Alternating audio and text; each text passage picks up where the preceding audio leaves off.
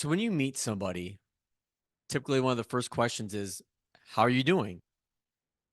And if you're like most people, the typical response is, man, I am so busy. And I don't care if you're a parent, a single individual, divorced. I don't think it really matters. I think that answer is pretty standard.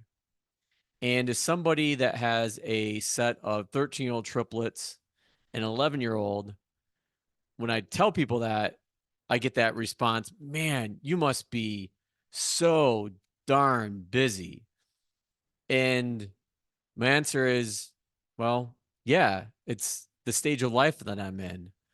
But I also work with enough families that are in similar situations. They may not have triplets, maybe they have twins or they have three kids. And I used to give that standard response as well. Like, I'm so busy. And then, and then I stopped. I think I stopped probably a couple years ago. And the reason why I stopped was life is always going to be busy. There's always going to be something. And what I really want to do is give people an honest answer. And if I'm busy, then I say, well, my kids are in three different activities right now. And there's nights where two of them have to be in the same spot at once. And it's just me because my wife's traveling. And, that's the nature of raising triplets plus one or raising any kids. I think single parents have it just as hard as couples do, maybe even harder because it's just one of them. But there's a gentleman that I follow. His name is Paul Graham, and he is an investor and has worked with thousands of startups. And he's published a series of essays, and he usually writes a couple every year. And there's one that I found in particular that I reread multiple times a year. And I'll put a link in the show notes to it, but it's called How to Lose Time and Money. And the takeaway that I've got from Paul Graham's essay is this. I'm going to read this verbatim. The most dangerous way to lose time is not to spend it having fun, but to spend it doing fake work. The most dangerous way to lose time is not to spend it having fun, but to spend it doing fake work. And I think the message behind this is that whether it's in your career, personal life, we can create work. There's time, and we feel like we have to fill that void of time. And I am probably the one of the worst people at this. Like, I have a hard time sitting down and doing absolutely nothing. Even, when I'm watching a sporting event, I'm a big sports fan, especially the Boston teams. And right now we're in hockey season. And so when I sit down and watch a hockey game, sometimes my girls will sit down and watch one with me. Like, I'll still have my laptop. I'll still have my notes in front of me. So I'm watching the game, but then I'm still doing something else. And it's really hard to slow down, if you will. But how much are we really getting done? And working with the amount of families that I do at Tama, I know I'm not the only one that struggles with this. And especially with people that are in high level roles, executive management, corporate level roles, manager level roles, there's this need to keep doing work.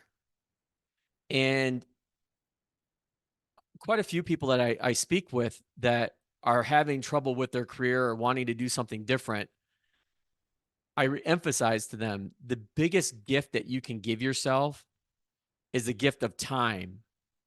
And that gift of time is letting you get away and just think about what it is that you really want to do. Because if not, you're going to get caught up in this busy work, this potential fake work, if you will. And I think this has a really a tie with money as well. And Paul Graham goes on to say in his essay that with time, as with money, avoiding pleasure is no longer enough to protect you. It was probably enough to protect hunters and gatherers, and perhaps all pre industrial societies. So nature and nurture combine to make us avoid self indulgence.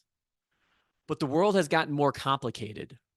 The most dangerous traps now are new behaviors that bypass our alarms about self indulgence by mimicking more virtuous types. And the worst thing is, they're not even fun. And I think that last part I've really wrestled with this last year. One of my girls, actually both my girls, but one in particular is into competitive swim.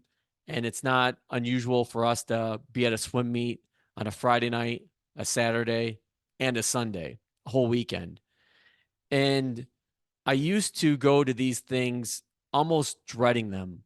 Like, man, I'm going to miss out on, getting this project done or this work done rather than really enjoying the moment of being there.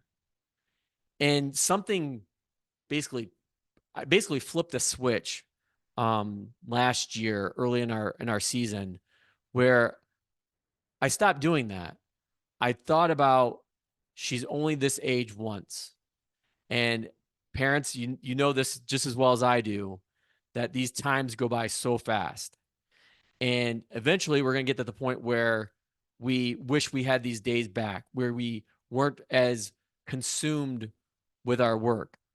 And it gets back to this whole spending time doing fake work. Like, how much work am I really getting done when I'm watching a hockey game with my girls and having the laptop on my lap? And so getting back to my girls' swim meets, I now look at them 180 degree different, meaning I look forward to them. Do I know I'm going to be sore after sitting in a pool for 3 days? Sure, I am. But the conversations that we have going to the meets, the conversations we have coming home from the meets, those are priceless. I wouldn't change those for the world. And I think being able to shift your mindset, which is something that I've been talking about on the podcast ever since it started over 4 years ago now, is that ability to change your mindset and what it can do from you, both physically, mentally, emotionally, spiritually, if you will. There's nothing like it. And it gets back to one of the things I mentioned is like sometimes you have to take the foot off the pedal. And I'm talking about this like I'm preaching to the choir, but I need to take my own advice. I need to take my own medicine. And it's small steps. And there's days where I do it really well, and there's days where I don't do it so well. And on those days, I try not to give myself too many lashings because I'm going to have good days, I'm going to have bad days. But I always go back and think about these car rides with my girls to their swim meets and how that's the most time I get to spend with most of them, and how I really try to enjoy that, find out what's going on with their lives, and put the work away, put the busyness away, and enjoy this time of life that they're in, this stage, because you only get this stage once, then there's going to be another stage, and there'll be another stage after that. And while, with any given stage, there's things that are easier, some things are harder. The pace of it never changes. It comes. It just every day is is a new day that you're not going to want to miss.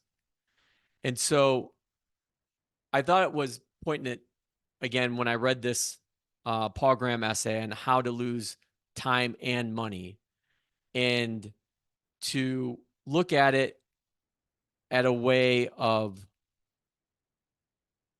how dangerous it is to not have it spending fun, but instead of spending it doing fake work instead. That's all I've got for this week. We'll see you again soon.